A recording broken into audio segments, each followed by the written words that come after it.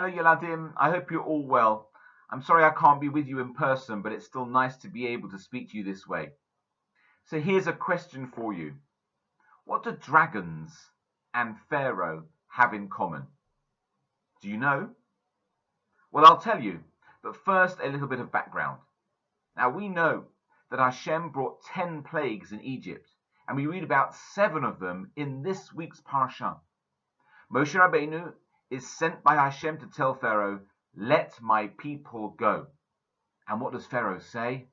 "No, I will not let them go." So what does Hashem do?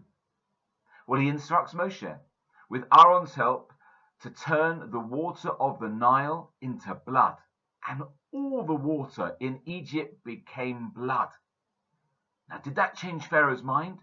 No. And the Torah tells us that he didn't listen to Hashem. And the same thing happened after every one of those plagues. But why did Hashem have to bring plague after plague?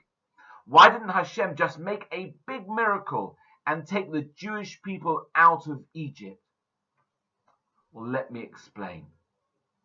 There's a lovely story called "There's No Such Thing as a Dragon" by Jack Kent.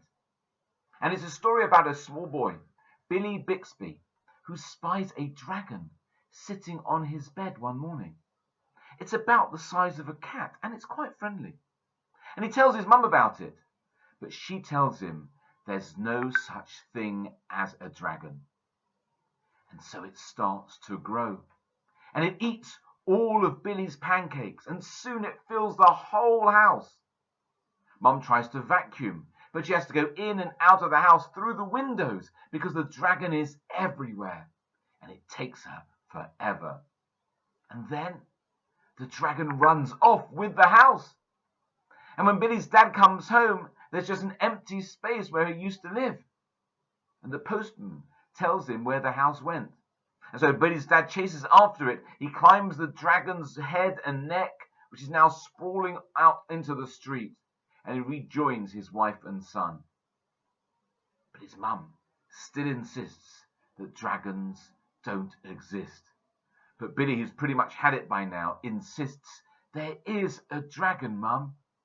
And instantly it starts to shrink, and soon it's cat size again.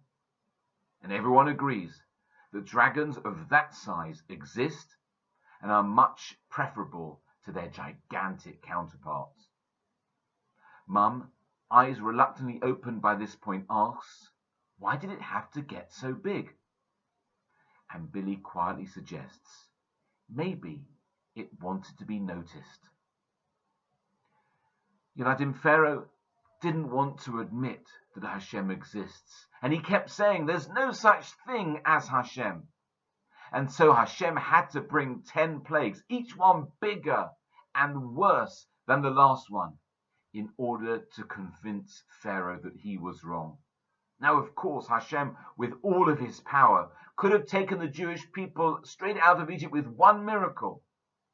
But he wanted everyone to see him and to know that he exists. And that is why every day we have a mitzvah to remember that Hashem took us out of Egypt so that we don't make the same mistake as Pharaoh and as Billy's mum. Shabbat Shalom.